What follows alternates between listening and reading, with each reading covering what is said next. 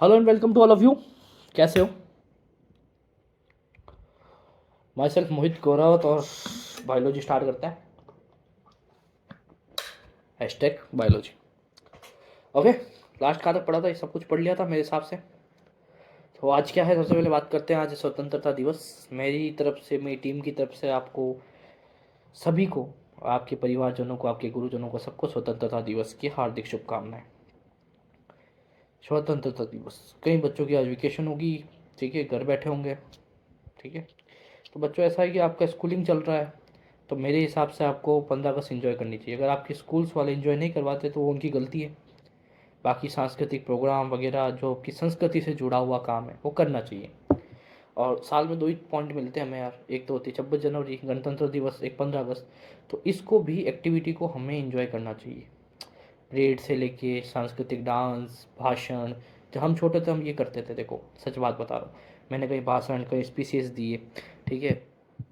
हमने कई लोग एनसीसी में भी जुड़ते हैं, कई लोग परेड भी करते हैं, बहुत कुछ करते हैं, ठीक है। तो आपको वो करना चाहिए। ऐसा नहीं कि आप बाइक लेके, एक झंडा लेके दौड़ रहे हो रोड पे। देखो उससे, एक तो सबसे बड़ी बात, आपकी एनर्जी वेस्ट होती है। दूसरी, पोल्यूशन फैलता है बाइक्स वगैरह से। आपको रैली निकालनी है ना, मैं तो कहता हूँ आपको रैली निकालनी है तो आप साइकिल रैली निकालो, ठीक है। जितने लोग इतना पैसा खर्च कर रहे हैं गाड़ी के अंदर, पेट्रोल डलवाते हैं, सब कुछ डलवाते हैं, इतनी रेट के पेड़ लगा लो। इतना पैसा इकट्ठा करके आप पेड़ लगा लो, इन्वायरमेंट शांत होगा, ठीक है ना। तो ये चीज़ तो लोग बाग करते नहीं, बाइक ले ले घूमेंगे। आज मैं देख रहा था, मैं भी आउटडोर था थोड़ा, तो मैंने भी देखा कई लोग बाइक्स लेके, 15, 20, 50, 150, 200 लोग बाइक्स के ऊपर झंडे लगा रखे हैं। जय भारत, जय भारत। अरे ये आज़ाद करने वालों ने ऐसे थोड़ा किया था यार, आज़ाद करने वालों ने बहुत मेहनत करी थी इसके पीछे। और आप उसको इस तरीके से वेस्ट कर रहे हो, ठीक है। आप उसको सेलिब्रेट करो, सेलिब्रेट स्कूल्स के अंदर, कॉलेजेस के अंदर, सब जगह करवाया जाता है। और करवाना भी चाहिए। देखो गवर्नमेंट का भी है, गवर्नमेंट भी अपना इन्जॉय करते हैं, सॉरी, इसमें फंक्शंस वगैरह करती है। तो आपको स्कूल्स वगैरह में करना चाहिए, और मेरे हिसाब से पार्टिसिपेट भी करना चाहिए। और जो अगर पार्टिसिपेट नहीं करता तो उसको है ना, मोटिव रहना चाहिए, हाँ भाई तुम कर सकते हो, मोटिव करना चाहिए बच्चों को। तो ये है। तो आप सभी को फिर से हार्दिक शुभकामनाएं। तो टॉपिक स्टार्ट करते हैं। हिस्टोलॉजी ऑफ एलिमेंट्री कैनाल हमारा नेक्स्ट टॉपिक है। हिस्टोलॉजी का मतलब क्या होता है, जैसे कि अगर ये एक पाइप है, मैंने पहले बताया था कि पूरी एलिमेंट्री कैनाल एक पाइप है, और उस पाइप को हम काट के देखेंगे तो अंदर आपको क्या दिखेगा, कई सारी लेयर्स दिखेंगी, कई सारी क्या दिखेगी, लेयर्स। तो उन लेयर्स के बारे में हम डिस्कशन करेंगे। तो एक है सिरोसा, एक है मसल लेयर, एक है सब म्यूकोजा और एक है म्यूकोजा। जो मसल लेयर है वो टू टाइप में है, एक तो लॉन्गिट्यूडनल और एक सर्कुलर। देखो लॉन्गिट्यूडनल मतलब लॉन्ग, ऐसी लंबी, इसको मैं ऐसे काटूंगा और मैं ऊपर से देखूंगा इसको, तो कैसी दिखेगी, एकदम गोल दिखेगी। देखो ये ऐसी दिखेगी आपको, तो मैं इसको गोल की ऐसे दिखा रहा हूँ, ठीक है। और सर्कुलर, अब ये सर्कुलर ऐसी है, रिंग लाइक। अगर मैं इसको यहाँ से कट करूंगा तो आपको ऊपर से कैसा दिखेगा, ऊपर से इस तरीके से एक लाइन दिखेगी। तो ये इस तरीके से डैश से बनाऊंगा मैं, ठीक है। फिर सब म्यूकोसा और म्यूकोसा। अब एनसीईआरटी इसको बहुत शॉर्ट एंड स्वीट में ख़त्म कर देती, हम इतना शॉर्ट एंड स्वीट में ख़त्म नहीं करेंगे। हम क्या करेंगे, हमें एक डायग्राम बनाया, देखो। एक मैंने पाइप, तो गोल नहीं था, मेरे को गोल मिला नहीं ऐसा डायग्राम, तो मैंने एक स्क्वायर बना दिया, ठीक है। आपको गोल में देखना है। तो सबसे बाहर की लेयर इसको सिरोसा, ठीक है। ये जी सिरोसा, ये देखो, पेरिटोनियम, विसर पेरिटोनियम की लेयर है, देखो ये एक लेयर है। इसके बाद देखो, मैंने आपको बताया मसल लेयर आती है। मसल लेयर दो टाइप में आती है, लॉन्गिट्यूडनल और सर्कुलर। पहले आएगी लॉन्गिट्यूडनल, याद रखना। तो ये लॉन्गिट्यूडनल, ये जी सर्कुलर। ये लॉन्गिट्यूडनल, जितने भी गोले दिख रहे हैं लॉन्गिट्यूडनल, ये पूरी लॉन्गिट्यूडनल। सर्कुलर ये रही। अब आप कहोगे इसके बीच में काला काला क्या है, ये बताते हैं, ये नर्व प्लेक्सस है। नर्व प्लेक्सस क्या होता है, इसके अंदर नर्व की जो सप्लाई आती है उसे नर्व प्लेक्सस कहते हैं। तो ये ऑर्बिक ऑर्बिक नर्व प्लेक्सस है, ब्लैक कलर का। अब आपसे क्वेश्चन क्या पूछेंगे वही बताऊंगा मैं आगे, ठीक है। अभी सिर्फ बेसिक बेसिक पढ़ लो, लॉन्गिट्यूडनल, सर्कुलर। लॉन्गिट्यूडनल गोल वाली रिंग, इसके बाद आती है सर्कुलर, क्लियर। फिर आती है सब म्यूकोजा, ये है आपकी सब म्यूकोजा, ये देख लो, ये पूरी सब म्यूकोजा आपकी, ठीक है। ये क्या है, पूरी सब म्यूकोजा। इसके बाद क्या आता है, म्यूकोजा। इसके बाद ये है म्यूकोजा। और ये म्यूकोजा के बाद ल्यूमन। ल्यूमन मतलब ब्लैंक स्पेस, खाली जगह। इस खाली जगह के अंदर ही आपका फूड जो है अपना आवागमन करता है, ठीक है, आता जाता रहता है। तो ये ल्यूमन मतलब खाली जगह, ठीक है। ये प्लेक्सिस का मतलब क्या होता है, सीधी सी बात बताता हूँ आपको, देखो। प्लेक्सिस का मतलब होता है कि यहाँ से नर्व सप्लाई आ रही है। तो सिरोसा को तो पहले, सबसे पहले पहली लेयर देखते हैं सिरोसा। सिरोसा क्या है, विसरल पेरिटोनियम की लेयर है। ईसोफेगस में इसको किस नाम जानते हैं, ट्यूनिका एडवेंटिकेसिया। क्या जानते हैं, ट्यूनिका एडवेंटिया, क्लियर। इसको इसोफेगस में सिरोसा नहीं करके क्या कहेंगे, ट्यूनिका एडवेंटिया। याद रखना स्टार पॉइंट में मैं जो यहाँ लिखता हूँ ना, ये स्टार पॉइंट से सारे सारे, तो आपको इसको स्टार पॉइंट में ही याद रखना है। क्लियर। इसका देखो मसल लेयर, मसल लेयर की बात करूँ तो लॉन्गिट्यूडनल सर्कुलर दो है।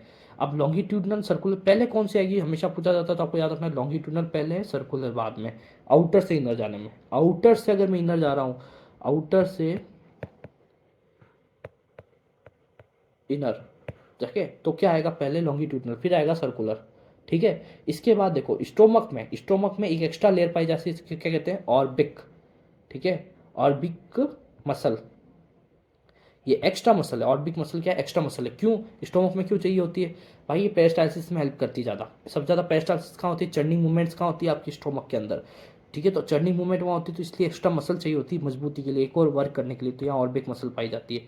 सबसे ज़्यादा चर्निंग मूवमेंट कहाँ होती है आपकी, स्टोमक में। क्लियर। लॉन्गिट्यूडनल सर्कुलर, अब लॉन्गिट्यूडनल सर्कुलर के बीच में एक ऐसा प्लेक्सस पाया जाता है, नर्व प्लेक्सस। नर्व प्लेक्सस को क्या कहते हैं, ऑर्बिक प्लेक्सस, का नाम है ऑर्बिक प्लेक्सस। आपसे पूछ लिया जाएगा क्वेश्चन, ऑर्बिक प्लेक्सस किन दो लेयर्स के बीच में पाया जाता है। ऑप्शन में बहुत सारे ऑप्शन दे देंगे, वहां पर दिया होगा longitudinal and circular, circular and longitudinal, या लॉन्गिट्यूडनल सर्कुलर। आपको इसको टिक करके आ जाना है, आंखें बंद करके, आंखें खोल के करना। ठीक है, टिक मत कर देना, टिक करोगे गड़बड़ हो जाएगी। ओए मानो गोला पर क्या ना, काला काले पेन से गोला ऐसे गोल गोल गोल गोल बढ़ता है। ठीक है, आगे बात समझ में। तीसरी लेयर कौन सी पाई जाती है, ये भी पूछ लिया आपको कि कौन सी लेयर पाई जाती है, कि एक्स्ट्रा लेयर कहाँ पाई जाती है, तो स्टोमक में पाई जाती है। लेयर का नाम क्या, ऑर्बिक लेयर, ऑर्बिक मसल्स। ठीक है, ऑर्बिक लेयर पाई जाती है। इसका ट्यूनिका एडवेंटिसिया किसका नाम है, तो कहना सिरोसा। किस में है कि भाई, इसोफेगस में। इसोफेगस में एक्स्ट्रा, इसोफेगस में सिरोसा किस नाम जाना जाता है, ट्यूनिका एडवेंटिया। सिरोसा किसे बनी है, विसल पेरिटोनियम से। खत्म किस्सा, ज़्यादा अपन को ले, जो मेन पॉइंट है वही मैं लिखता हूँ, याद रखिएगा। इसका सब म्यूकोजा, सब म्यूकोजा किससे, एडल्ट कनेक्टिव टिश्यू। ठीक है।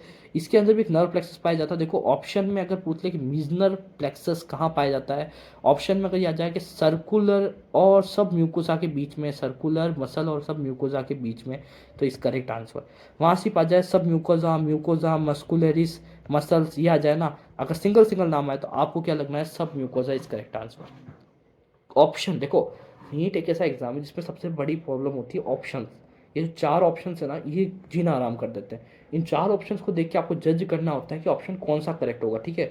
अब यहाँ पर मैं कह दूँ आपको कि सिरोसा, सॉरी जो है आपका मिजनर प्लेक्सस सब म्यूकोजा में, और वहाँ पे ट्यूशन क्या ऑप्शन आ जाएगा, पहला दे देगा वो कि सर्कुलर और सब म्यूकोजा के बीच में, फिर दे देगा सर्कुलर और लॉन्गिट्यूडनल के बीच में, सब म्यूकोजा और म्यूकोजा के बीच में, सिरोसा और म्यूकोजा के बीच में। अब आप कहोगे बीच में, सर ने बताया, सर ने बताया सब म्यूकोजा, अब सब म्यूकोजा किस में आ रही है, एक में, दो में, तीन में, तीनों में सब म्यूकोजा आ रही है, तो आपका करेक्ट आंसर क्या होगा, सर्कुलर और सब म्यूकोसा के बीच में।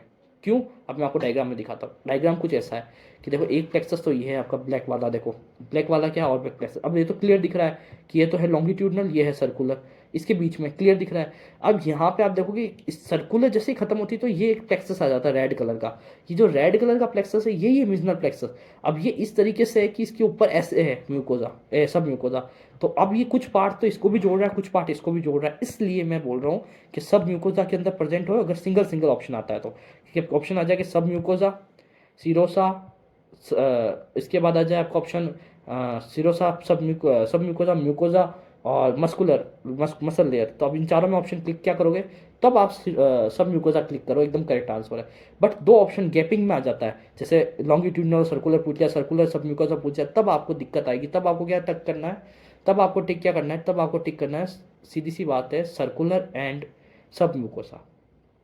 आई सेड क्लियर, कोई दिक्कत नहीं, दिक्कत चलो, दिक्कत नहीं तो आगे बढ़ो।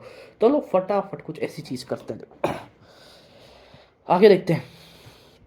ड्यूडेनम, सब म्यूकोजा की ड्यूडेनम में एक बहुत से क्वेश्चन मैंने पहले बताया, ब्लूनर ग्लैंड वाला। ड्यूडेनम की वॉल में और किस जगह तक पाई जाती है, सब म्यूकोजा पार्ट में पाई जाती है। ब्लूनर ग्लैंड क्या सिक्रीट करती है, म्यूकस एल्कलाइन करती है फूड को, म्यूकस सिक्रीट करती है, एल्कलाइन करती है, करता कौन है, ब्लूनर ग्लैंड। पाई कहाँ जाती है, ड्यूडेनम में। ड्यूडेनम में भी कहाँ पाई जाती है, सब म्यूकोजा में।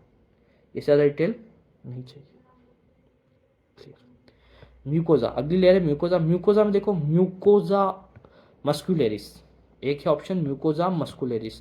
इसके अंदर भी दो लेयर है, आपको मैं बता दूं तो एक लॉन्गिट्यूडनल एक सर्कुलर। अगर मैं इसका ड्रॉ करूँ, ये म्यूकोजा है, म्यूकोजा की मस्कुलरिस के अंदर सबसे पहले ये है आपका लॉन्गिट्यूडनल, ये है लॉन्गिट्यूडनल,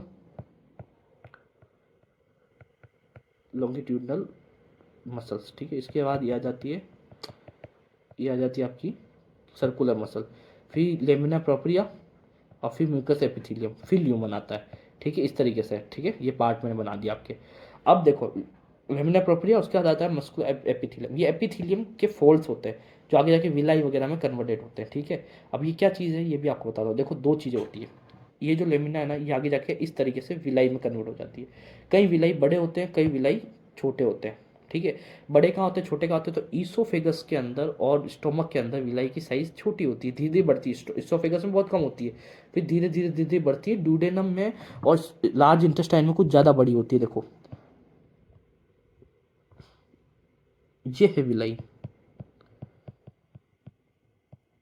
क्या करते हैं, सरफेस एरिया स्क्रीन करते हैं, किस लिए, एब्जॉर्प्शन और डाइजेशन के लिए। अब अगर मानो इसके अंदर कुछ ऐसा हो जाए कि ये यहाँ, अरे यार ये क्या हो गया,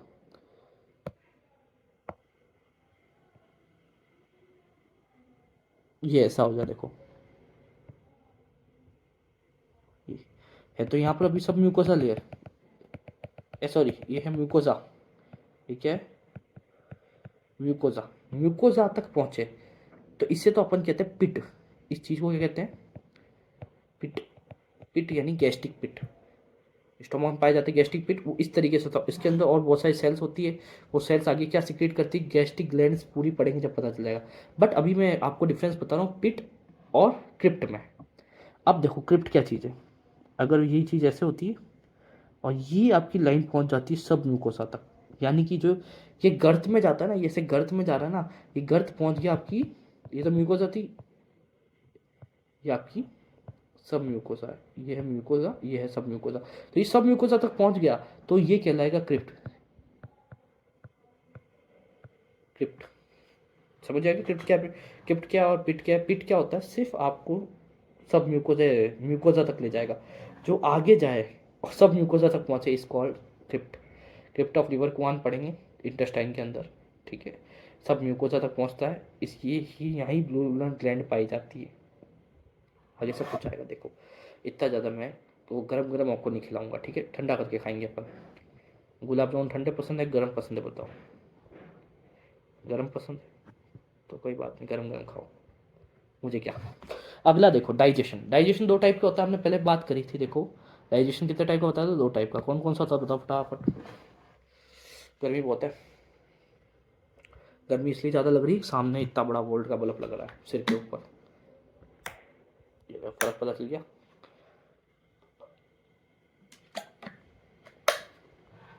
लाइटिंग बहुत प्रॉपर होनी जरूरी है ना। और देखो पीछे लिखा हो भी है, क्या लिखा हुआ, टारगेट 2024, रोज आपको दिखना चाहिए मेरी तरफ से, ठीक है ना। लंग्स तो मैं आपको रोज दिखाता हूँ भाई, कोई सिगरेट विगरेट ना पिए, लंग्स पहले दिखा देता हूँ, ब्रीदिंग वाला आधा लंग्स दिखाता हूँ, जिसका सिगरेट पीने की आदत है वो आधा ही देखे, फिर आधा तो भूल जाए वो, है ना। मोटिवेशन पीछे बैकग्राउंड में बहुत अच्छे अच्छे लिखता हूँ मैं आप लोगों के लिए। देखो डाइजेशन दो टाइप का होता है, मैकेनिकल डाइजेशन है केमिकल डाइजेशन। क्या फ़र्क है पता ही है आप लोगों को। मैकेनिकल यानी मशीनों की तरह, केमिकल यानी बायोकेमिकल यानी केमिकल डाल के। फिर होता है एब्जॉर्प्शन। तो किस जगह हम बताते हैं कि हमारी पूरी एलिमेंट्री कैनाल जो बक्कल कैविटी से स्टार्ट होकर एनस तक चलती है, इसको एलिमेंट्री कैनाल, इसमें बहुत सारे पार्ट आते हैं, जैसे बक्कल कैविटी, फिर इसोफेगस, स्टोमक, स्टोमक के बाद इंटेस्टाइन, इंटेस्टाइन लार्ज इंटेस्टाइन। इसके अंदर कितना डाइजेशन मैकेनिकल होता है, कितना केमिकल होता है, कितना एब्जॉर्प्शन होता है, इन तीनों पॉइंट ऑफ व्यू पे हम बात करेंगे। अब मैं इसको स्टार की तरफ से दर्शाऊंगा, जैसे जितने स्टार उतना ज़्यादा। जैसे अपन कहते हैं ना 5 स्टार मिले फ्रिज को, फ्रिज वगैरह खरीदने जाता हूँ देखा होगा, 5 स्टार वाला फ्रिज, 3 स्टार वाला फ्रिज, 2 स्टार वाला फ्रिज, मतलब रेटिंग दूंगा मैं। तो देखो यहाँ पर ओरल कैविटी की बात आ रही है, ओरल कैविटी का मतलब बक्कल कैविटी की होता है, टेंशन मत लो। ये ओरल पार्ट है, कोई बक्कल पार्ट कहता है, कोई ओरल कहता है। ओरल कैविटी के अंदर 3 स्टार दिए मैंने, देखो 1 2 3 star, 1 star 2 star 3 star. 3 star मतलब यहाँ पर मैकेनिकल डाइजेशन सब ज़्यादा होता है। मैकेनिकल डाइजेशन क्या होता है देखो, क्यों, क्योंकि आपके जो टीथ है ना, ये फूड को एकदम मेस्टिकेट कर देते हैं, है ना, तोड़ देते हैं, ब्रेक डाउन कर देते हैं। तो एकदम परफेक्ट ब्रेकडाउन कहाँ होता है आपका, मैकेनिकल डाइजेशन सबसे ज़्यादा कहाँ होता है आपका, आपका होता है ओरल कैविटी में। केमिकल डाइजेशन बहुत कम होता है, क्यों, सलाइवरी एमाइलेज द्वारा थोड़ा स्टार्च का पाचन होता है, वो भी कुक्ड स्टार्च होता है, ठीक है, बिना कुक्ड वाला नहीं करेगा वो। फिर एब्जॉर्प्शन कितना होता है, सम मेडिसिन का एब्जॉर्प्शन होता है, थोड़ा अल्कोहल हो जाता है। तो पता है क्या, कई बार मुझे कहते हैं कि दारू पीने के बाद पहले पैक दूसरे पैक में नशा क्यों आ जाता है? कि स्टोमक में पहुंचेगा, 3 घंटे रहेगा, फिर नशा आएगा। तो क्या नहीं भाई, नशा बहुत जल्दी आता है। नशा क्यों जल्दी आ जाता है? क्योंकि एल्कोहल आपका जो है एब्जॉर्प्शन आपके बक्कल कैविटी से स्टार्ट हो जाता है। मेडिसिन का एब्जॉर्प्शन भी जो है बक्कल कैविटी से स्टार्ट हो जाता है। ईसोफेगस, ईसोफेगस के बारे में बात करें तो कुछ इसमें ना तो मैकेनिकल होता है ना केमिकल डाइजेशन होता है। इसमें थोड़ा सा एब्जॉर्प्शन होता है, वो भी किसका? एल्कोहल का होता है। वेरी लेस, मतलब बहुत कम होता है, ना के बराबर मान लो आप। और ये क्या एक ट्यूब है, बस क्या कनेक्टेड ट्यूब है, जो क्या है आपके बक्कल का फेरिंग्स पार्ट को आपके किससे कनेक्ट करती है? स्टोमक से। क्लियर? चलो,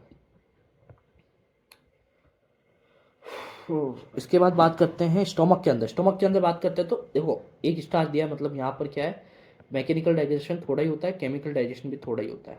यहाँ प्रॉपर केमिकल डाइजेशन होता है ज़्यादा। क्यों? क्योंकि यहाँ पर क्या डाइजेशन भी नहीं होता, यहाँ पे क्या सिर्फ प्रोटीन के इमल्सिफिकेशन होता है सम पार्ट का। ओनली लार्ज प्रोटीन का इमल्सिफिकेशन होता है। इमल्सिफिकेशन क्या मतलब? छोटे बड़े ग्लोब्यूल्स का छोटे छोटे ग्लोब्यूल्स में कन्वर्ट होना। इतना बड़ा पार्ट है, इसको छोटे छोटे छोटे छोटे छोटे पार्ट पे, मतलब डाइजेशन नहीं किया हमने, इसको सिर्फ तोड़ा है, ब्रेक डाउन किया इसका। अब ब्रेक डाउन किया है किससे किया है? मैकेनिकल भी किया है थोड़ा, रुगे के द्वारा। रुगे होते हैं ना, रुगे अंदर स्किन में रुगे होते हैं स्टोमक के, वो बताएंगे सब डाइजेशन आएगा जब सब बताएंगे रुगे उगे। तो रुगे होता है। और केमिकल डाइजेशन जिसमें एसिड वैसिड डाल ही दिया आपने, केमिकल आ ही गया। तो ये क्या करता है? इमल्सिफिकेशन करता है ना, प्रोटीन का छोटे छोटे पार्ट में तोड़ देता है। एब्जॉर्प्शन कितना होता है? एब्जॉर्प्शन होता है थोड़ा ज़्यादा, 2 स्टार दिए मैंने इसको। तो वही मेडिसिन और अल्कोहल का एब्जॉर्प्शन यहाँ होता है। फिर बात करते हैं ड्यूडेनम। ड्यूडेनम में क्या होता है? मैक्सिमम डाइजेशन का होता है ड्यूडेनम के अंदर, याद रखना। तो नो मैकेनिकल डाइजेशन, कोई मैकेनिकल डाइजेशन नहीं होता। क्यों? यहाँ पर ना कोई रुके पाया जाता, ना कुछ पाया जाता। फिर इसमें केमिकल डाइजेशन भर भर के होता है, क्योंकि इंटेस्टाइनल ग्लैंड है, देखो सब आते हैं, बाइल भी यहीं आता है, पैनक्रियाटिक जूस भी यहीं आता है, सब कुछ यहाँ आता है। तो यहाँ पर केमिकल डाइजेशन ज़्यादा होता है। तो ये 3 स्टार दे दिए मैंने देखो आपके लिए, 2 3 काफ़ी है। एब्जॉर्प्शन बहुत कम होता है, क्योंकि इसका इस पार्ट में नहीं होकर अगले पार्ट में, जैसे इंटेस्टाइन के 3 पार्ट होते हैं, ड्यूडेनम, जीजेनम, इलियम। ड्यूडेनम पार्ट के अंदर जो है सबसे ज़्यादा डाइजेशन होता है। और वो क्यों होता है? क्योंकि यहाँ पर बहुत सारा केमिकल डाइजेशन होता है। सबसे पहले तो बात, केमिकल डाइजेशन होता है क्यों होता है? क्योंकि बाइल यहाँ आता है लीवर का। ठीक है, बाइल बताएंगे कैसे आता है, सब बताएंगे आज, बाइल भी पढ़ाएंगे आपको। तो बाइल कैसे आता है समझ में आ गया। उसके बाद वो बाइल आगे जाके पैनक्रियाटिक डक्ट से जुड़ता है, पैनक्रियाटिक जूस भी आता है। इंटेस्टाइन का खुद का कम जूस नहीं है, वो भी बहुत ज़्यादा है। मतलब धंधा तीनों तरफ से आ रहा है। इंटेस्टाइन का खुद का धंधा चल रहा है, उसी के साथ साथ भाई साहब बाइल भी लाके दे रहा है धंधा। इधर से ऑलरेडी पैनक्रियाटिक भी लाके था, और ऑलरेडी सबसे मेन चीज़, थोड़ा तो स्टोमक उस धंधे को बढ़ा के देता है आपको। ठीक है, प्रॉफिटिंग में ही देता है धंधा। तो फूड आगे आता है तो थोड़ा डाइजेस्ट ही आता है। इधर से सारे केमिकल आके वहाँ मिल जाते हैं, सारी नदियाँ वहीं मिल जाती है आके केमिकल्स की। ठीक है, तो ये चीज़ें हैं। तो फिर आता है जूजेनम भाग। जूजेनम क्या कहता है? जूजेनम कहता है मैकेनिकल डाइजेशन होता है, थोड़ा सा होता है। ठीक है, क्योंकि इसके अंदर विलाई पाए जाते हैं। ठीक है, इसके बाद केमिकल डाइजेशन होता है, 2 स्टार है केमिकल। बट सबसे ज़्यादा एब्जॉर्प्शन यहाँ पर ही होता है, सबसे ज़्यादा एब्जॉर्प्शन यहाँ पर ही होता है। 3 स्टार दे रखे देखो मैंने। इन स्टार से आप जज कर सकते हो कितनी ज़्यादा मात्रा में काम हो रहा है। ठीक है, फिर इलियम की बात करूँ मैं आपको, तो इलियम में मैकेनिकल डाइजेशन थोड़ा कम होता है, 1 स्टार। केमिकल भी कम होता है, बट एब्जॉर्प्शन फिर भी होता है। किसका होता है? फैट का होता है। फैट का क्या होता है? इमल्सिफिकेशन तो होता ही है, एब्जॉर्प्शन यहाँ होता है। ठीक है, फैट का क्या होता है? एब्जॉर्प्शन यहाँ पर होता है। 2 स्टार दे रखे देखो। सिक्कम बाग कोई काम का नहीं है। इसमें क्या होता है? इसमें मैंने बताया था क्या होता है, बताओ फटाफट। इसमें क्या होता है भाई? सिक्कम पार्ट के अंदर क्या पाए जाते हैं? Symbiotic bacteria, micro organism, symbiotic micro organism पाए जाते हैं। क्या करते हैं? विटामिन के और बी का सिंथेसाइज करते हैं ना। देखो मैं बताता हूँ कहाँ पढ़ाया था, आप लोग भूल जाते हो। लास्ट क्लास में पढ़ाया ना, के और बी का सिंथेसाइज करते हैं सिम्बायोटिक वाचर। ठीक है, ये देखो लिखा हुआ है ना, सिम्बायोटिक। सिक्कम के अंदर देखो, बायो से एक vermi appendix, symbiotic micro organism, formation of vitamin K, some vitamin B, maintain of body immunity, formation of undigested food. Clear? देखो बच्चों, पढ़ना ज़रूरी है, मेरे मानो तो पढ़ना चालू कर दो। ये हवा में ये जो आपने ना फॉर्म भरा है, या फॉर्म भरने का जो सोचा है ना दिमाग में, ये जो सपना लेके आप पढ़ रहे हो,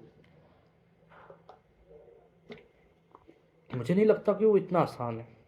जो सपना आप लोग लेके आए हो, और जो सपना आप दिमाग में फिट करके बैठे हो, एमबीबीएस, DR लगाना नाम के आगे, ठीक है, नीट क्लियर करना, अच्छे मार्क्स से क्लियर। जब बच्चा आता है ना, मैं आपको एक अच्छी सी बात बता दूँ, देखो स्लाइड का आगे नहीं, जब बच्चा पढ़ने आता है तो एक जगह तो होती है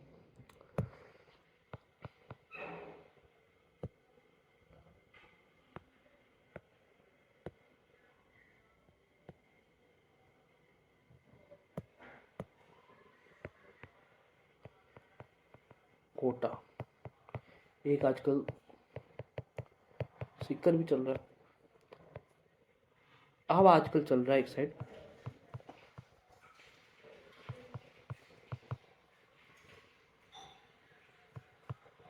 ये ऑनलाइन लिखा है, ठीक है ना, कहाँ के भाई, ऑन LINE ऑनलाइन, ये इतना। और एक अपना लॉक, जब आप ड्रीम, एक चाइल्ड अपने इतने बड़े दिमाग में इतना सा डॉक्टर बनने का ड्रीम लेके चलता है ना, तो वो इन सब रास्तों पे देखता है कहाँ जाए, ऑनलाइन जाए फाइनेंशियली प्रॉब्लम सॉल्व हो जाएगी, कोटा जाए फाइनेंशियल प्रॉब्लम बढ़ जाएगी, सिक्कर जाए बढ़ जाएगी। क्यों यहाँ जाना, मतलब 4 लाख समथिंग तो आप मान के चलो, ये 4 लाख का खेल है। यहाँ पर मैं कहता हूँ आजकल तो 2200 रुपये मेरे हिसाब से स्टार्टिंग है, से लेके 35,000 समथिंग के अंदर आपको मिल जाता है। अच्छा 35-70,000, मतलब मैं 35 तो नहीं कह सकता, अच्छा से अच्छा, मतलब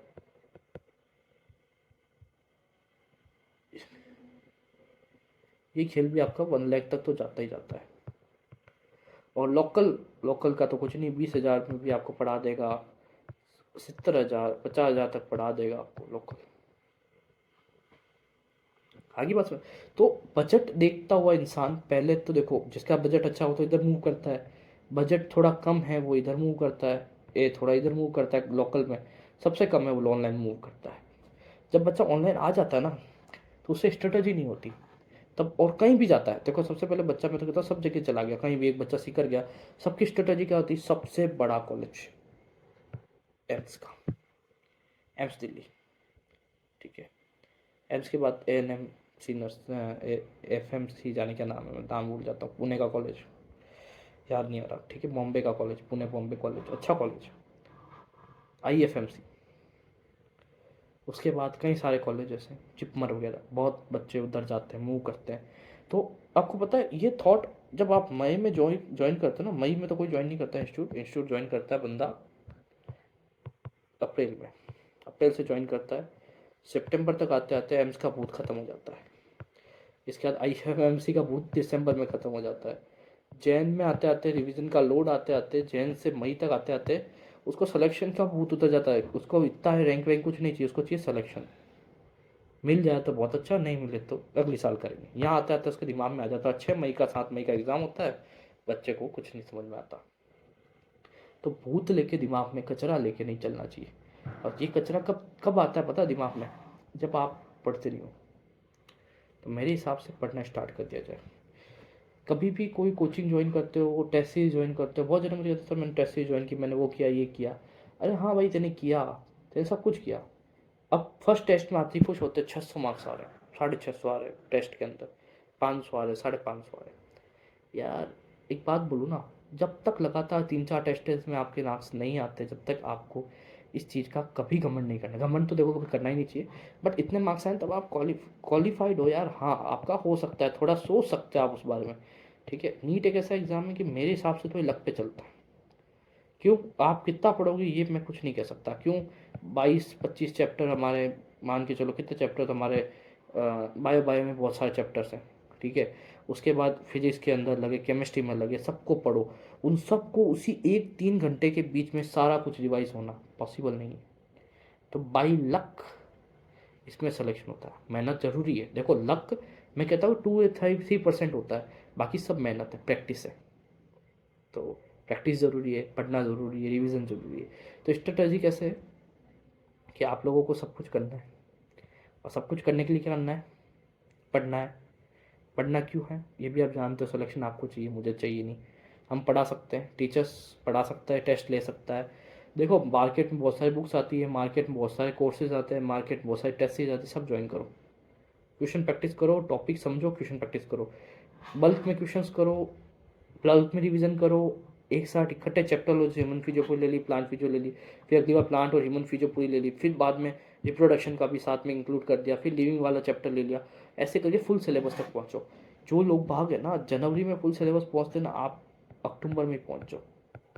अक्टूबर से लेके मार्च तक, अप्रैल तक, मई तक, जब तक एग्जाम ना हो फुल सिलेबस देते रहो। फुल सिलेबस जब तक दो, जैसे जैसे दोगे ना आपको आपको पता चल जाएगा क्या खेल चल रहा है। मेरे साथ फुल सिलेबस टेस्ट देने में बहुत ज़्यादा फायदा है। ठीक है, फिर अपनी अपनी इच्छा, अपने अपने इंस्टीट्यूट के अपने अपने गुरु जी क्या बोलते हैं वो अपना अपना देखो। जो मुझसे पढ़ता है वो मेरे हिसाब से पढ़ेगा, कोई अपना टीचर रखता है तो वो अपने हिसाब से पढ़ेगा। चलो, क्या तक देखा था भाई, सिक्कम में कुछ नहीं होता ये बता दिया, सिक्कम में क्या होता है ये बता दिया। कॉलोन में क्या है, थोड़ा सा एब्जॉर्प्शन होता है वाटर का। ठीक है, पूरा वाटर का एब्जॉर्प्शन, थोड़ा सा क्या सॉरी, वाटर का एब्जॉर्प्शन ही इसमें होता है ओनली। ठीक है, कॉलोन में। फिर रेक्टम की बात करते हैं, स्टोरेज ऑफ फीसेस की बात कर लेते हैं। स्टोरेज ऑफ फीसेस कहाँ होती है आपकी, रेक्टम के अंदर। अब डाइजेस्टिव ग्लैंड के बारे में बात करते हैं। देखो डाइजेस्टिव ग्लैंड कौन सी हमारी, सबसे पहली सलाइवरी ग्लैंड। ठीक है, सलाइवरी ग्लैंड में डायग्राम दिया, देखो ढंग से देखोगे सलाइवरी ग्लैंड का डायग्राम। सीट में आपको लास्ट में समझा दूंगा, टेंशन लेने की बात नहीं है। एक लेक्चर एक्स्ट्रा ले लेंगे भाई, हम क्या टेंशन ले लेंगे लेक्चर एक्स्ट्रा। ठीक है, कान के पांच, एक तो होती है पैर, तीन देखो, तीन सलाइवरी ग्लैंड है, ऐसे तो चार हो गई है, एक नई आ गई, बट आपके सिलेबस में नहीं तो आप ज़्यादा उस पर लोड मत लो। जो आपके सिलेबस में वो है पेरेटेड, सबलिंगुअल, ईयरी, सब मैक्सिलरी या सब मैंडिबल है। अब आपको बात करता हूँ पेरोटेड ग्लैंड की। ये क्या है, कान के पास पाई जाती है, सबसे बड़ी ग्लैंड है। मैक्सिलरी या मैंडिबल की बात करें, ये आपके थोड़ी इधर पाई जाती है, इस तरफ देखो, जॉ के इधर पाई जाती है, ठीक है ना, इधर। और टंग के जस्ट नीचे सब लिंगुअल, टंग के इस तरफ पाई जाती है। ये नली जो है ना, इसकी जो डक्ट है, सब लिंगुअल, सब मैक्सिलरी की जो डक्ट आ रही है, वो सब लिंगुअल के अंदर से होती हुई जा रही है और बाहर जाके एक कॉमन डक्ट बना रही है। क्लियर। अब मैं एक चीज़ बताता हूँ आपको, एक इंडेक्स मैंने बनाई हूँ, इससे बाहर मेरे हिसाब से कभी सलाइवरी ग्लैंड से नहीं पूछेंगे आपको। अब जैसे जैसे पेपर बनता जा रहा है उस अकॉर्डिंग तो इससे बाहर नहीं पूछने वाले। पेरोटेट से बात करूँ तो एक तो नियर, इसकी लोकेशन देख लो, नियर ईयर मतलब कान के पास यहाँ पाई जाएगी। दूसरी लार्जेस्ट है, सबसे बड़ी। तीसरा, इसकी डक्ट का नाम क्या है, स्टेंसन डक्ट। क्लियर। फिर ये कितना परसेंट जो है आपका सलाइवा बनाती है, 25%। बड़ी है, कान के पास है, डक्ट का नाम क्या है, स्टेंसन, और 25% सलाइवा का पार्ट बनाती है। खत्म, पेरोटेट भूल जाओ।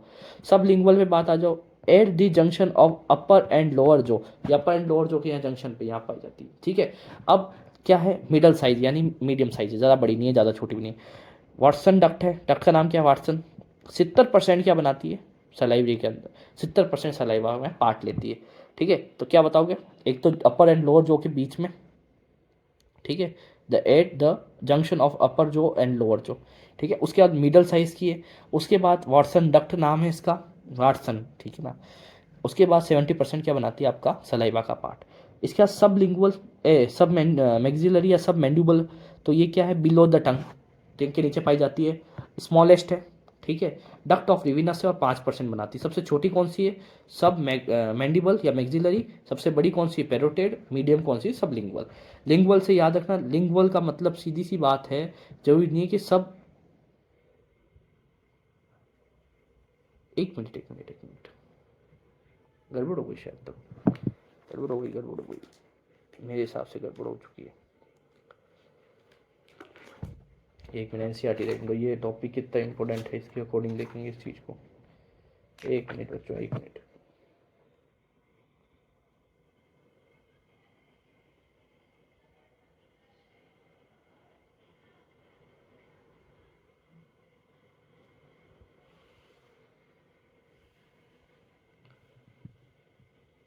गड़बड़ हो गई ना, मैंने आपको बोला था, मेरे हिसाब से मुझे लगता था गड़बड़ हो गई।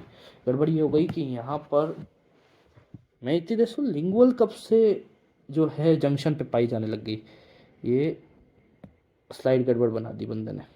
कोई बात नहीं, हम चेंज कर देंगे। मैं डाउट में था बट तभी मैं पढ़ा रहा था, मैं एकदम रुक गया।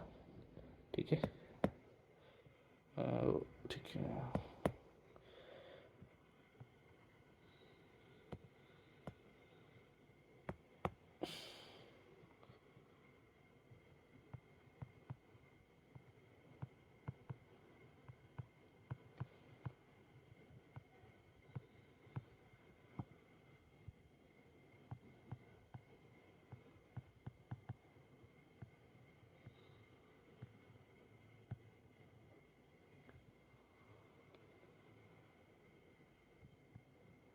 ठीक है, अब समझ में आया। सब लिंगुअल का टंग के नीचे स्मॉलेस्ट है, डक्ट ऑफ रिविनस है, और क्या नाम है 5%, सीधी सी बात है।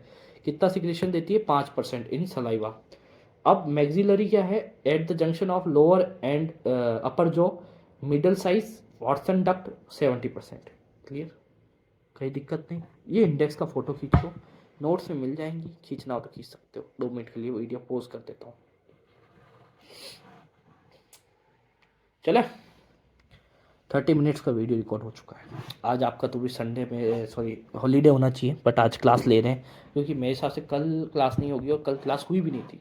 एक दिन पहले नहीं हुई थी और एक कल नहीं होगी। ठीक है, कारण कुछ है, मैं कहीं बाहर निकल रहा हूँ। परसों आपकी क्लास होगी, ठीक है। तो आज मैं इसलिए क्लास रिकॉर्ड कर रहा हूँ और दे रहा हूँ आपको, ठीक है। तो टेंशन मत लीजिए, छुट्टी बर्बाद नहीं होगी आपकी। कोचिंग वालों ने छुट्टी रखी होगी ना, इंस्टीट्यूट वालों ने छुट्टी रखी होगी, ऑनलाइन वाले नहीं रखते। ऑनलाइन वाले कहते हैं नहीं यार, सब रख रहे हैं, अपन क्यों रखे हैं। तो सलाइवा के बाद देखो बात करते हैं सिक्रेशन, ठीक है, of salivary gland. Daily secretion 1500 ml, pH है 6.8, ठीक है। सलाइवा जो है सिक्रेट बाई किससे होती है आपकी, सलाइवरी ग्लैंड से। सिक्रेशन कितना है 1500 ml डेली का, 6.8 पीएच है, एल्कलाइन है हल्का सा, कैसे ठीक है बताना, एल्कलाइन है कैसे ठीक है बता देना। पीएच स्केल तो पढ़ी हुई ना बचपन में, कमेंट में जरूर लिखना है इस बारे में। कंपोजिशन में H2O है 99.5%। सलाइवी अमाइलेज क्या चीज़ होती है, कुकड स्टार्च का पाचन करती है, इसको टाइलिन भी कहते हैं। तो पी टाइलिन होता है ऐसे तो, पी लिख के फिर टाइलिन, मगर इंग्लिश लैंग्वेज हम जानते हैं बहुत अच्छी लैंग्वेज है मेरे हिसाब से। जब साइलेंट होता है तो लिखते ही क्यों हो भाई, एक बात बताओ बुरा मत मानना। कई इंग्लिश वाले व्याख्याता अगर आपको मिले ना, कोई व्याख्याता वगैरह, उससे पूछना, मेरे को तो कोई मिलता नहीं है, मिले तो मैं भी पूछूंगा कि जब साइलेंट ही रखना था तो लिखा ही क्यों। अगर इसको सीधा TYALIN लिख देते तो भी टाइलिन पढ़ते, PTYLIN लिख दिया तो भी क्या पढ़ लिया हमने, क्या ही उखाड़ लिया। पी लिख के और पेन की इंक वेस्ट करी, टाइम वेस्ट किया, पेपर वेस्ट किया, बट नहीं, पी लिखना जरूरी है। ठीक है, तो मेनली बाय द पेरोटेड। तो टाइलिन जितना भी बनता है वो मेनली किससे बनता है, पेरोटेड ग्लैंड से, ठीक है। इसके बाद बात करते हैं लाइसोजाइम में, इसके अंदर, ठीक है, बैक्टीरिया वगैरह मारने के लिए म्यूकोस है, ठीक है ना। फ्यू आयंस है, जैसे हम बात करते हैं कौन सा है ना भाई, पोटेशियम है, क्लोराइड है, HNO3 है, हाइड्रोजन कार्बोनेट, ठीक है। IgA क्या है इसमें, एंटीबॉडी, याद रखना एंटीबॉडी कौन सी है, IgA। ये सारे इंपॉर्टेंट पॉइंट है। मैं आपको जो पढ़ा रहा हूँ ना, देखो एक बात बताता हूँ, मैं आपके लिए मटेरियल जो है NCERT प्लस बड़े कोचिंग्स के मॉड्यूल्स प्लस मेरे खुद के नोट्स, मेरे BSc MSc की पढ़ी हुई चीज़ें, उन सब से छांट के निचोड़ के एकदम परफेक्ट, ठीक है। जैसे गन्ने का रस बनता देखा, गन्ना जाता है, नींबू जाता है, पुदीना जाता है, और भी कुछ जाता है, फिर उसका एकदम रस निकलता है, फिर उस रस के अंदर काला नमक डाला जाता है, फिर दिया जाता है कस्टमर को। तो मैं सब मेहनत करके आपके लिए वो एकदम कस्टमर वाला गिलास बना रहा हूँ। आपको बस अब जूस पीना है। यहाँ कॉस्ट भी नहीं देनी 10 रुपये गिलास की, 20 रुपये गिलास की नहीं, यहाँ आपको सिर्फ पीना है। तो मैं देख रहा हूँ कि ये कंटेंट मेरे हिसाब से यूट्यूब पे बहुत किसी एक जैसे कहते हैं ना बिल्डा ने प्रोड्यूस किया हो तो किया हो, बाकी जो हमारे टीचर्स थे उन्होंने एक यूट्यूब चैनल के ऊपर एक ही चैप्टर पढ़ाया है। अगर आप वो पढ़ना चाहते हो तो बता दूँ, या तो बायोलॉजी ज्ञान नाम है यूट्यूब चैनल का, या बायोलॉजी एक्सप्रेस नाम है। उस चैनल पे डॉक्टर अमित गुप्ता करके टीचर, मैं भी उनका स्टूडेंट रहा हूँ, और वो 20+ एक्सपीरियंस हो चुका, 25 हो चुका होगा मुझे लगता है अब तक तो। 21 तो मेरे टाइम पे ही होगा शायद तक, नहीं 20 या 21 तो मेरे टाइम पे होगा, तो 25+ हो चुका है। वो बंदा खुद डॉक्टर है, पढ़ाता है, बहुत अच्छे तरीके से पढ़ाता है, ठीक है। आपको कभी पढ़ने का मौका मिले तो ज़रूर पढ़ना जूलॉजी, फैन हो जाओगे, मुझे भूल जाओगे, खास मुझे तो नहीं भूलोगे, बट एग्जाम्पल देता हूँ, बट बहुत अच्छा टीचर्स है। उनके लिखे हुए मॉड्यूल्स भी बहुत हैं, बड़ी बड़ी कोचिंग्स में उन्होंने पढ़ा रखा, बहुत कुछ अच्छी बात है उनके बारे में, कोई बात करेंगे या कभी उनसे बात करवाई भी जाएगी आपकी यूट्यूब पे। बट यूट्यूब पे उन्होंने अपना एक लेक्चर डाला बस, यू भी, अब मेरे को नहीं पता कितने क्या है सब्सक्राइब वगैरह, बट उन्होंने उसके बाद उन्होंने डाला। वो कंटेंट मेरे हिसाब से आपको यूट्यूब पे प्रोवाइड नहीं होगा। अब आपको बताते हैं ओरिजिन, ओरिजिन, अरे ओरिजिन का मतलब क्या होता है, ये एक्टो मीजो एंडोडर्मल है क्या, नहीं बताता कोई, बताता है क्या, नहीं बताता। वहाँ पे एक एक चीज़ बताई जाती है, और यहाँ पर भी आपको मैं एक एक चीज़ बता रहा हूँ। आपका एक एक क्लियर डाउट करता जा रहा हूँ, ठीक है। अब बहुत छोटी चीज़ भी अगर आपको नहीं पता है कि ये एल्केलाइन है या एसिटिक है, तो बेटा वापस 6 ज्वाइन करो। वो कहते हैं आफ्टर 10th, क्या कहते हैं, 10th से पहले वाले बैच को कहते हैं प्री फाउंडेशन, 9, 10, 6 वाला बैच वो करो। चलो अब लीवर की बात करते हैं। लीवर में कोई डायग्राम दिख रहा है आपको? ये हाँ, तो डायग्राम हटा के मैं बना दूँ अपने हाथ से? आपको मेरे हाथ का डायग्राम देखना है? चलो देखते हैं, इसको हटाओ।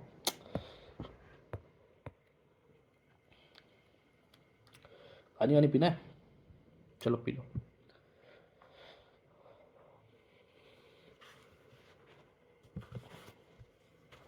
एक मिनट वेट करो।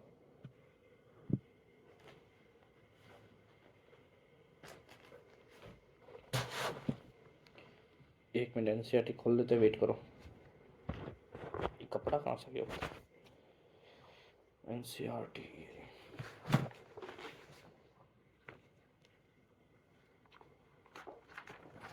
एनसीईआरटी में जितना दिया होता है तो बताएंगे आपको, ज़्यादा क्यों बताएं? ज़्यादा बता देंगे फिर हजम नहीं होगा आप लोगों का ना ज्ञान। कई बच्चों को ज्ञान हजम नहीं होता। ओके साहब, बनाए डायग्राम? चलो, बच्चों ने बोला बना दो डायग्राम, बना देते हैं।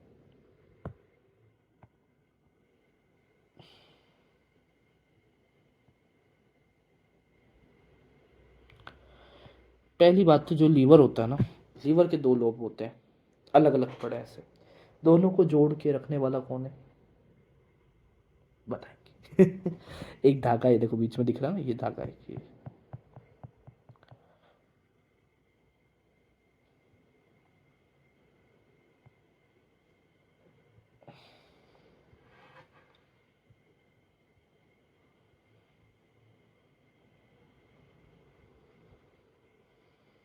ये भी अधूरा डायग्राम, तो इतना ही पढ़ा ना, चलो ठीक है पढ़ते हैं।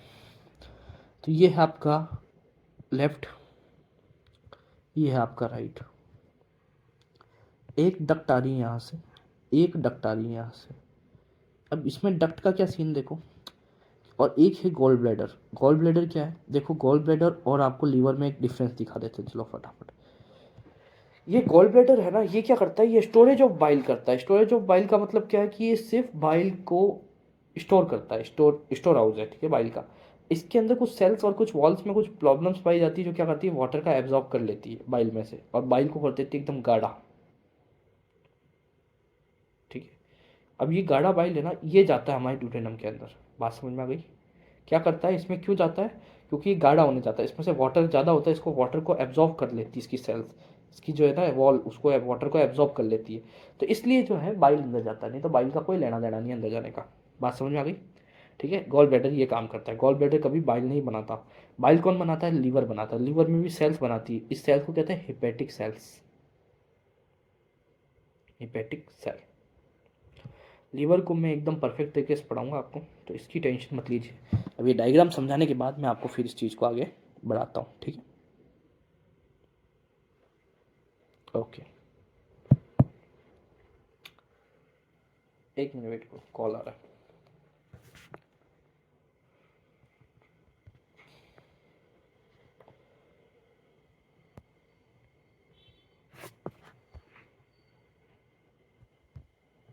ओके, चलो। तो एक होगी ये हिपेटिक, ये आ रही hepatic, sorry duct, hepatic duct. अब ये राइट आ रही है तो राइट हिपेटिक डक्ट, और जो लेफ्ट से आ रही है उसे लेफ्ट हिपेटिक डक्ट, ठीक है। तो नाम का लिखें, यहाँ लिख देते हैं,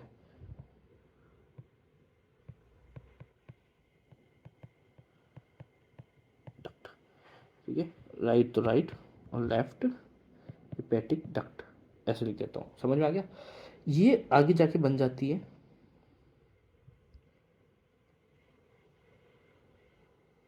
common hepatic duct, common hepatic duct, CHD, common hepatic duct. याद रखना, कॉमन हेपेटिक डक्ट। ये कौन सी डक्ट है? ये CS नहीं होगी, ठीक है, CY, सिस्टिक डक्ट। ड्यूडेनम की, सॉरी, गॉल ब्लैडर की डक्ट को कहते हैं सिस्टिक डक्ट। ये सिस्टिक डक्ट के अंदर से होते हुए कॉमन बाइल डक्ट अंदर जाती है, बाइल को रिलीज करती है और फिर यहाँ से ये डक्ट वापस निकलती है। अब मैं इस डक्ट को इस तरीके से रिप्रेजेंट करता हूँ, देखो। अब ये डक्ट क्या है, common bile duct, common bile duct. अब ये कॉमन बाइल डक्ट क्या करती है, देखो ऐसे घूमते घूमते बिछाई जाती है किसके पास, यहाँ से आ रहा है कि स्टोमक का पार्ट, जे शेप स्टोमक। ये तो सुना था आपने, जे शेप स्टोमक होता है, नहीं सुना, कोई बात नहीं, सुन लेना बाद में कभी।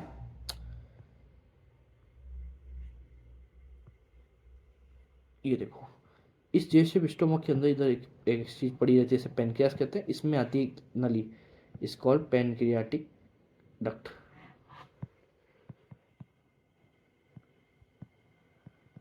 ये सी है, पेनक्रियाटिक डक्ट। ये क्या है, लैग कर जाता है, साइड में वो लिखते हैं ना अपन, तो लैग कर जाता है। अब देखो ये यहाँ से आती हुई डक्ट इससे जुड़ती है, और ये डक्ट यहाँ जाके, जब दो डक्ट जुड़ती तो एक फूला हुआ भाग बन जाता है, उसे एम्पुला कहते हैं। आपने कभी तो नलियाँ जोड़ी है, पाइप, पतला घर में पाइप होता है, पाइप जोड़ा है कभी? जब पाइप जोड़ते हो ना, तो पाइप जोड़ने के लिए एक जॉइंट आता है 5 रुपए का, इस पाइप के मुंह में डालते, इस पाइप के मुंह डालते, वो जुड़ जाते हैं। तो जहाँ जुड़ते हैं वो फूल जाता है बाहर, खुलता है ना, जो फूल जाता है इस कॉल्ड एम्पुला, बायोलॉजी की भाषा में उसे एम्पुला कहते हैं। तो अब बाइल डक्ट पैंक्रियाटिक जो जुड़ गई, और ये क्या बन गई, कॉमन सॉरी हिपेटो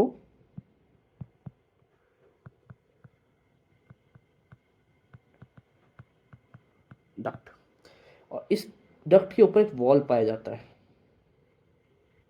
इस वॉल को क्या कहते हैं अपन,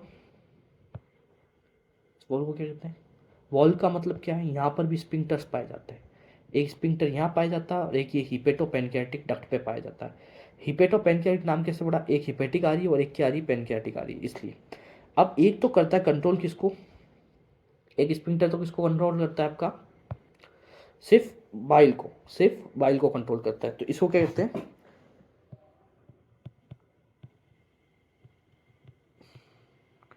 बॉयडन, स्पिंक्टर ऑफ बॉयडन। देखो लिखने की जगह नहीं, इसलिए मैं सिर्फ शॉर्ट फॉर्म में लिख रहा हूँ, स्पिंक्टर ऑफ बॉयडन।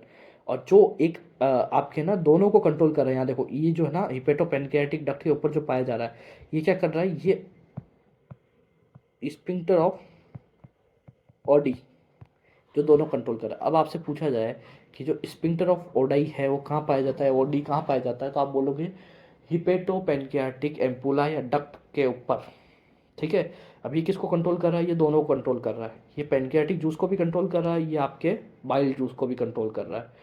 और आपसे पूछ लिया जाए कि जो बॉयडन है, वो बॉयडन कहाँ पाया जाएगा भाई, तो बॉयडन कहना सीधी सी बात है, ये सिंगल है, तो सिंगल किसको कंप्लीट करेगा, ये सिर्फ आपके पेन बाइल जूस के ऊपर कंट्रोल रखता है निकलने पे, ये पेनक्रियाटिक जूस पे कोई कंट्रोल नहीं रखता। और ये दोनों जाके कहाँ खुलते हैं, ड्यूडेनम पार्ट में खुलते हैं। यहाँ तक क्लियर, ठीक है। कुछ लिखा हुआ है हिंदी में, इंग्लिश में पढ़ लो फटाफट। ऑरिजिन, ऑरिजिन क्या पढ़ा बताओ, endodermal, largest gland of body, weight कितना होता है 1.2 से 1.5 kg। Right and left hip liver के दो लॉब होते हैं, राइट और left, and are separate from each other by the filament, ligament कौन सा है, फॉल्सीफॉर्म लिगामेंट। फैल्सीफॉर्म लिगामेंट से क्या अटैच होते हैं, मैंने बोला था आपके दो लोब्यूल्स होते हैं ऐसे, इसको बांध के रखता है कौन, और वो बांध के किससे रखता है, देखो लीवर का पाया जाता है आपके एब्डोमेन में पाया जाता है, ये तो है थोरेक्स पार्ट जहाँ लंग्स है, और ये है एब्डोमेनल पार्ट, और बीच में क्या सेपरेट है, किससे है, डाइफ्राम से, ठीक है। डाइफ्राम सेपरेट है, ये तो लंग्स वाला पार्ट थोरेक्स हो गया, ये एब्डोमेन हो गया, बीच में ये आ गया, क्या आ गया, डाइफ्राम सेपरेट करता है, ठीक है। अब मैं आपको एक चीज़ दिखाता हूँ, जैसे ये दो लॉब्स है, वह तो सिमिलर है देखे माना तो, अगर उसमें सिमिलर नहीं होते, ठीक है। चलो इसको नहीं, ये ईयरबड्स वाला एकदम परफेक्ट ऑप्शन है। ये दो लॉब्स है, एक लॉब तो ये है, एक लॉब ये है, ठीक है। इनको निकाल दो बाहर 1 मिनट के लिए, ठीक है। अब ये कपड़ा है, ठीक है, इस कपड़े से मैंने इसको बांधा यहाँ से, और ये ऊपर ऐसे अटैच करवा दिया मैंने डाइफ्राम पे, ये ऐसे लटका हुआ है, तो ये अटैचमेंट जो कर रहा है बंदा दोनों लॉब्स को, यही है आपका क्या, फॉल्सीफॉर्म लिगामेंट। आगे बात समझे। अब ये फल्सिफॉर्म लिगामेंट किसका, पेरिटोनियम का फोल्ड है, और ये पेरिटोनियम का फोल्ड फाइब्रस कनेक्टिव टिश्यू का है। पेरिटोनियम का फोल्ड है कॉल्ड फल्सिफॉर्म लिगामेंट, किसका बना है, फाइब्रस कनेक्टिव टिश्यू का। खत्म। एक चीज़ और बता देते फटाफट आपको, फिर इस सेशन को यहीं ओवर करेंगे। तो जो आपकी लीवर की एक सेल है हिपेटोसाइट, हिपेटोसाइट, ठीक है। अब आपको मैं एक पूछूँ कि स्ट्रक्चरल एंड फंक्शनल यूनिट क्या है लीवर की, हिपेटोसाइट, सब ये बताएंगे। हाँ यार ये एक सेल है, ये सेल बाइल बनाती है, और ये स्ट्रक्चर एंड फंक्शनल यूनिट तो ये होनी चाहिए, स्ट्रक्चर भी ये बना रही है, फंक्शन भी नहीं, बट ऐसा नहीं है। एक लोब्यूल है ना, ये लोब है, एक लोब इधर है, ये लोब्यूल, एक single lobule is called hepatic lobule, hepatic lobule. Hepatic lobule he structural and functional unit है। नीट का क्वेश्चन है, ध्यान रखना। बताएंगे आगे, बताएंगे, टेंशन मतलब आज ऐसे ही बोल दिया मैंने एक वर्ड, बट इसको आगे डिफाइन करेंगे अच्छे तरीके से। अब ये लीवर है, ये लीवर की एक सेल है, ये हेपेटिक साइट है, ये क्या बनाती है, बाइल बनाती है। अब एक जो है आपकी स्टोमक साइड या ड्यूडेनम साइड से जो है आ रही है हिपेटिक पोर्टल वेन, जो एकदम वेस्ट मटेरियल लेके आ रही है, वेस्ट ब्लड लेके आ रही है, ठीक है। डीऑक्सीजनेटेड ब्लड, तो ये बोला नहीं जाता, कई बार ऐसे कुछ वर्ड आते हैं इंग्लिश के, बोले नहीं जाते। डीऑक्सीजनेटेड ब्लड ये लेके आ रही है हिपेटिक पोर्टल वेन, ठीक है, गंदा ब्लड लेके आ रही है। अब यहाँ आती है लीवर के अंदर, एक इधर से आ रही है हिपेटिक आर्टरी, आर्टरी लेके आ रही है बढ़िया साफ सुथरा ब्लड। अब ये हिपेटिक आर्टरी हिपेटिक में आई, इधर से ये वेन आई, इधर दोनों मिल गई और कॉमन बन गई, इसे कहते हैं common, common when, common central vein, ठीक है, सेंट्रल वेन कहते हैं। सेंट्रल वेन जैसे बाहर निकलेगी, सेंट्रल वेन जैसे लीवर से बाहर निकलेगी उसे हिपेटिक वेन कह देंगे। जैसे हिपेटिक वेन आती है, हिपेटिक वेन कहा जाती है इन्फीरियर वेना कावम जैक खुलती है, इन्फीरियर वेना कावम जैक खुलती है। मतलब सीधी सी बात है कि एक तो आ रही artery, hepatic artery, hepatic portal vein, portal vein कहाँ से आ रही, स्टोमक के थ्रू, ठीक है। अब ये दोनों यहाँ आके मिल गई तो कॉमन वेन बन गई, कॉमन वेन बन गई, ठीक है। ये कॉमन वेन जैसे ही बाहर निकलेगी तो इसको hepatic portal vein, hepatic when बोल देंगे। कॉमन वेन से क्या बन गई, हिपेटिक वेन। हिपेटिक वेन कहाँ जाके गिरती है, अंदर जाके ये मिक्स ब्लड कहाँ ले जाती है, इन्फीरियर वेना कावा में। खत्म, वेन सिस्टम भी समझ में आ गया। तो thank you for watching all of you, मिलते हैं नेक्स्ट वीडियो के अंदर, ठीक है। स्वतंत्रता दिवस की आपको हार्दिक शुभकामनाएं, आपके पूरे परिवार को। तो इन्जॉय कीजिए। आज छोटा सा लेक्चर मैंने आज लिया है, कल फिर से आपको, परसों से आपकी फिर से रेगुलर क्लासेस रहेंगी सेल वगैरह की। मुझे पता है सेल बीच में थोड़ा डिस्टर्ब हो गया है, बट नहीं, जल्दी ही हम वापस आ जाएंगे अपने प्लेटफॉर्म पर और पटरी पर गाड़ी को फिर से रन करेंगे। अब एक्सप्रेस चलेंगी, जितना वेट करना था मैंने 15 अगस्त तक का कर लिया। 15 अगस्त आज है, 16 अगस्त की आपकी छुट्टी है, 17 अगस्त से वापस से बैच चलेगा और अब परफेक्ट तरीके से चलेगा। आप, मेरे को लगता है कि लिविंग वर्ड चैप्टर भी आपका चालू कर सकता हूँ मैं। तो 3 चैप्टर्स एक साथ चलेंगे बायो के अंदर, दौड़े घोड़े की तरह दौड़ेंगे अपन एक्सप्रेस एकदम, ठीक है। तो हॉर्स पावर परफेक्ट, बादाम बादाम खा के बैठना। टेस्ट वेस्ट आ रहा है संडे से पहले, या संडे को टेस्ट हो जाएगा डाइजेशन का, संडे तक डाइजेशन खत्म हो जाएगा, संडे तक डाइजेशन उड़ जाएगा हवा में, ठीक है। या संडे को ही खत्म हो तो मैं तो संडे को ही खत्म करके संडे को ही टेस्ट लूँगा सेकंड पारी में। सुबह 9 बजे खत्म कर दूंगा, 9 से 10, शाम को 5 से 6 टेस्ट हो जाएगा। क्लियर। तो मेरे हिसाब से सबको अपनी पढ़ाई चालू कर देनी चाहिए, जो जैसे पढ़े वैसा, जिसको जैसा सूटेबल पढ़े वैसे पढ़े, ठीक है। बस अपना टाइम वेस्ट करने वाली स्टडी मत करना। अगर किसी को मुझसे कांटेक्ट रखना है और किसी को मुझसे करियर रिगार्डिंग गाइड चाहिए तो मुझे कॉल कर सकता है। मैं नंबर यहाँ लिख रहा हूँ 9610, अरे वापस देता हूँ, 9610826076। बंदा डायरेक्ट कॉल नहीं करेगा कोई भी, सबसे पहले व्हाट्सएप पे आएगा, व्हाट्सएप पे परमिशन लेगा। विदाउट परमिशन कॉल मत कर देना, फ़ोन काट दूंगा। व्हाट्सएप नहीं चलाते हो तो टेक्स्ट मैसेज का भी एक ऑप्शन होता है, टेक्स्ट मैसेज कर देना उसके बाद। और टेक्स्ट मैसेज तो हर कोई कर सकता है, कीपैड वाला भी कर सकता है। फिर मुझसे आप कॉन्टेक्ट कर सकते हो, मेरा टाइम ले सकते हो और मैं आपको अपना टाइम दूंगा। तो thank you for watching all of you. फिर से मैं बोलता हूँ स्वतंत्र दिवस की आप सबको हार्दिक शुभकामनाएं, आपके परिवारों को सबको। 50 मिनट का तब भी हमने पढ़ा ही दिया है कैसे ना कैसे करके, है ना। तो मिलते हैं नेक्स्ट वीडियो के अंदर। अपना मोटिवेशनल लाइन्स याद रखा करो। आपका कहाँ गया, हार्ड आधा।